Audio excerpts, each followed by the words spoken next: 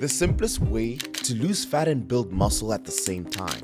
Hi, my name is Dr. Michael Diamonds and I'm the founder of Sculpt by Science.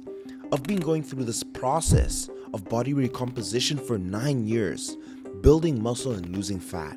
And I've been doing it over and over and over and over again. I've been able to make the seemingly complicated process very simple. I've taken my 9 years of experience and made it simple for my clients like Wayne. He built muscle and lost all of his fat in 8 months instead of it being 8 years. I used the simple framework with Tori, and in 8 months he's now eating what he wants and still maintaining his shape with the simple framework. I did the same with Alberto Avalance, Matt B, Matt H, and well, you get the point. Followed this simple framework myself. After stepping on stage in 2022 was supposed to be the year, my year, but a devastating injury held me back, and I was bedridden for the better half of the year and into 2022.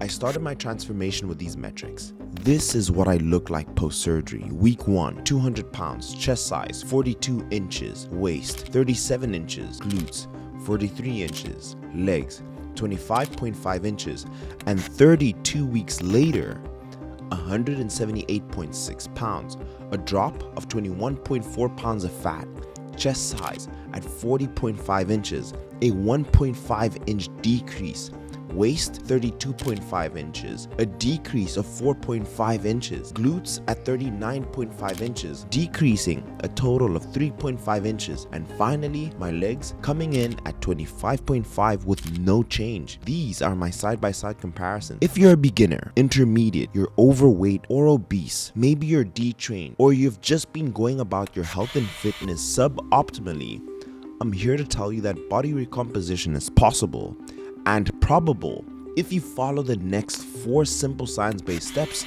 that I'm going to share in this video very closely.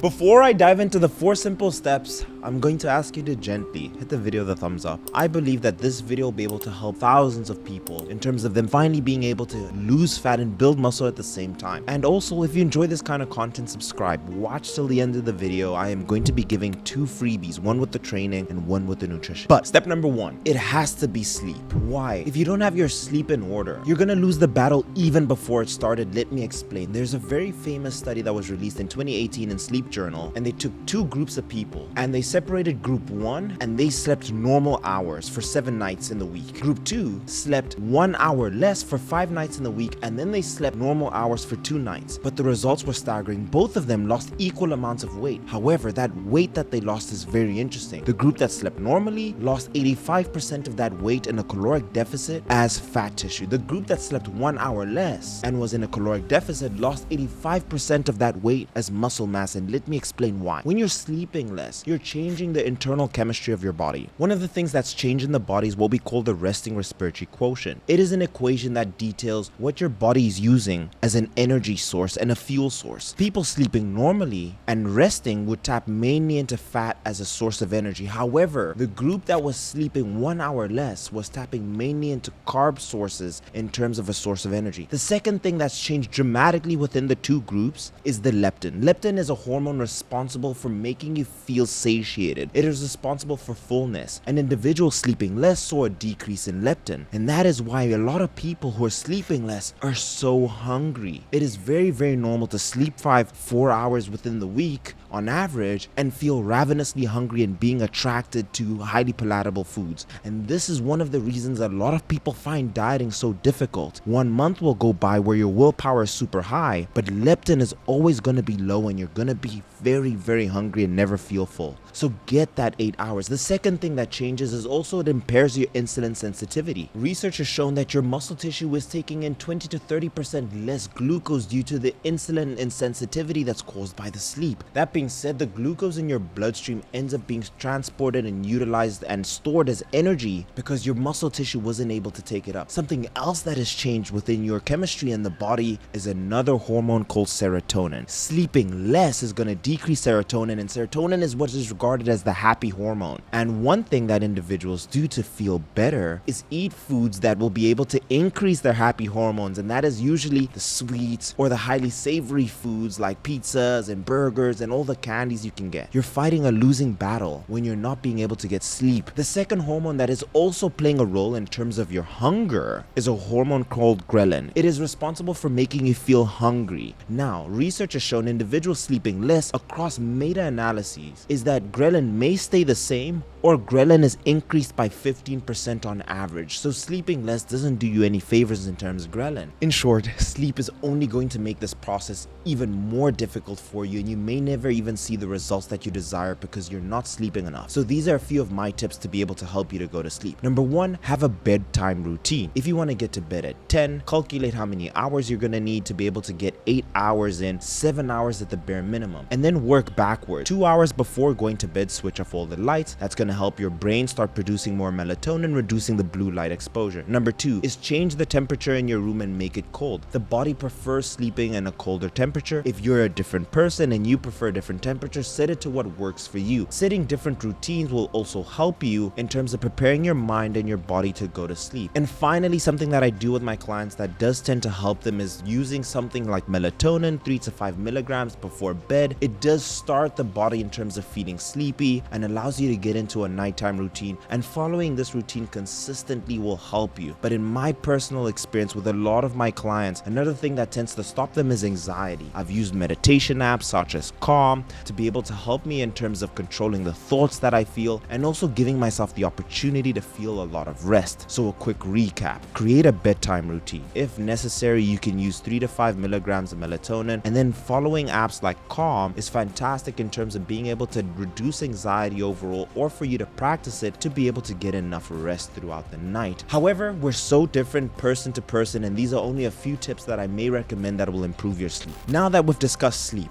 I work on this entire routine for my clients. If you want me to finally help you make this transformation, to be able to audit your sleep, audit your cortisol levels, it's myself and a fellow doctor who coaches you and getting you in the shape of your life. Otherwise, on my end, Alberto, now we just keep on going, man. I want to celebrate that 100 pounds. I want that big number to come through and like celebrate like it's my own. And yeah, man, I'm so excited. Go into the description down below. If you're a busy professional and you want to be in peak performance in your personal life and at work, you finally feel I'm done with the excuses, I want to make this transformation happen, then go in tip number two. Tip number two is resistance training. What is going to be able to drive your ability to build muscle is going to be resistance training, and you need to be able to utilize what we call progressive overload. In simple terms, with progressive overload, you A, want to be increasing the amount of reps you're doing with a particular weight, or B, increasing the amount of weight you're doing on a particular exercise, or even both, and improving week to week. But one massive mistake I see individuals do is they'll go to the gym and they will never write down the weights that they're using. Take a notebook and run through a particular training program, and I am going to leave you the training program that I promised in the description below. All I ask you guys is to hit the video with a gentle thumbs up, follow this training program, and I want you to do 3 things. Number 1, download it, leave the video the gentle thumbs up. Number 2, follow the training program to the T. And number 3, write down the weights that you utilize and set yourself the goal of either improving the number of reps for the particular exercise or increasing the weight, and track it consistently. You will see 99% of the people in the gym are never tracking their workout or the weights they're using. It's the same thing as not paying attention to your diet in terms of losing weight. If you're not tracking your weights and how you're training, you'll never know if you're making any progress or not, and it will just be an echo chamber. So one thing I've done with all my clients, they utilize my app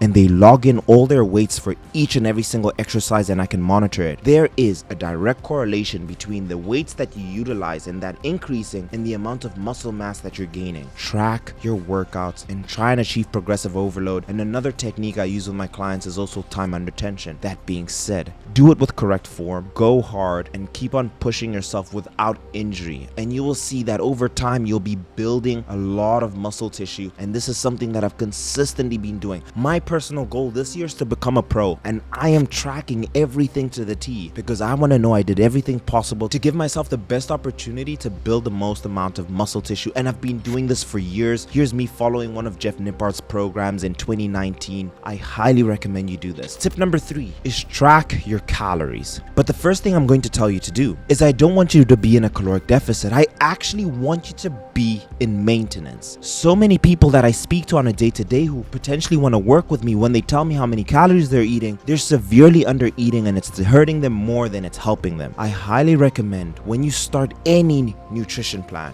any transformation, spend 1 month at maintenance. Use this calculator from calculator.net, use Mayo Clinic, and take your BMR and your activity factor and get what your maintenance calories are. Divide it by 2 to get the average and eat at maintenance for 1 month. I promise you it's going to be so difficult because you're not used to eating that much. But if you're overweight or if you're not in the best shape possible, you don't have anything to lose. You're not going for a competition or you don't have a holiday coming around. Allow your body to eat at maintenance, and this is theoretically where your body has to be. After you've done so for a month, then slowly decrease your calories by 100, but spend a month at maintenance because I see a lot of people severely under eating. Now, the next step I want to mention in terms of your diet is take the app MyFitnessPal. Number one, to figure out your protein, I want you to do 2 things. Take your weight and give yourself 1 gram per pound of body weight. Let's say hypothetically that's 200 pounds. And the second thing I want to do is give yourself 1 gram of protein per centimeter of height and take the average of those 2 numbers and utilize that as your protein intake. The second thing I want you to do is take 20% of your total maintenance calories and give that towards fats. And finally, the remaining calories that you have, contribute that towards carbs. Now, I know a lot of people struggle with tracking their calories, but the honest truth is, if you don't invest that little bit of time in yourself, you're never going to see the results you want because you're going to be guessing. At the very least, this is what I recommend. Take all the foods that you want to eat and put it on a table